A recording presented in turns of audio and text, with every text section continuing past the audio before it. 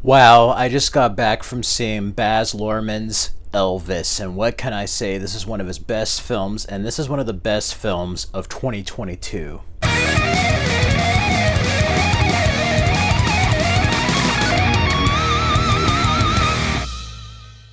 Wow, this movie was emotionally heavy. Everyone, Elvis Presley. He's the king of rock and roll. Well, this film gives you a deeper appreciation for the man that was the king of rock and roll. You get to see the context of what made his music, the different periods he went through in his career. And I have to say, Austin Butler needs to get a nomination, and definitely an Academy Award nomination at the very least, for his performance as Elvis Presley. He gives one of the best performances.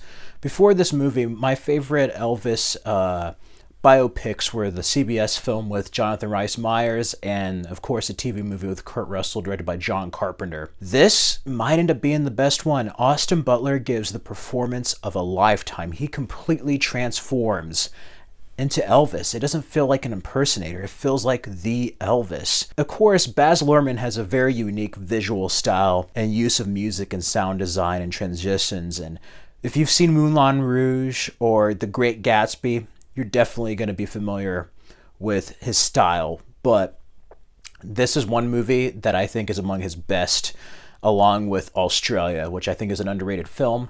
I loved Romeo and Juliet. This film feels like a musical in many ways, not only with Elvis's music, but you also have some modern music in there, which takes me out a bit a couple of times, kind of like Great Gatsby, where it's like it's good enough on the period itself, just keep the period music, but that elevates the experience in many ways. Tom Hanks, of course, plays Colonel Parker. He's kind of a villain in this. He's a piece of work, let me tell you. And it's sad seeing the true story of what happened to Elvis Presley, how his manager basically abused that relationship and just bled him dry. The performances are larger than life. I like the actress they got to play Priscilla Presley, seeing the history unfold from his upbringing, how he basically was inspired by gospel and rhythm and blues, and how that created his own unique stamp on him as a performer. You really got to see more of what made Elvis Presley and why he has certain music in different periods of his life. I also found it kind of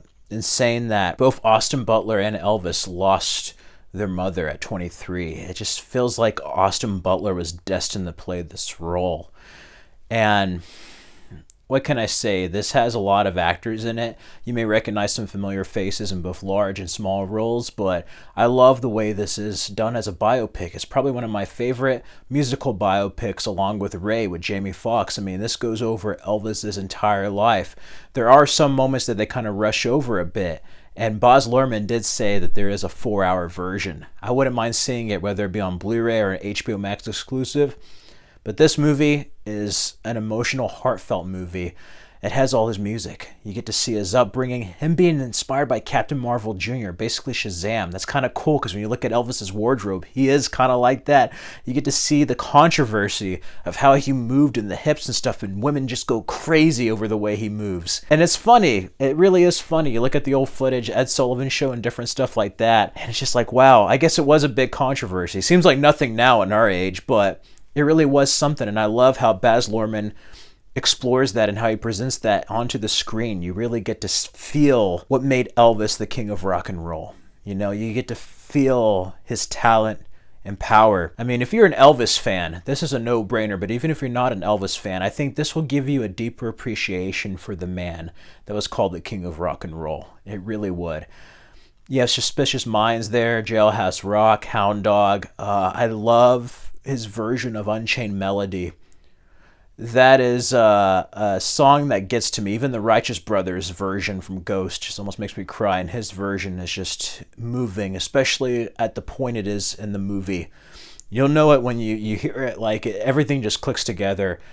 I enjoyed the movie through and through. It was about a 2.5-hour movie, but the ending is what really ties everything together, and how Baz Luhrmann presents his visual style and presents the story of Elvis interwoven with like live footage from the real Elvis was just very well done. And I think any person who's a fan of music or Elvis is going to go into this and really love this movie. I give it a 4.5 out of 5. I give it an A+. I mean, this This is one of the best films of the year, and this is definitely one of the best Elvis films I've ever seen. And I think Austin Butler is about to blow up on Hollywood. He's going to get any role he wants now. I can't wait to see him in Dune.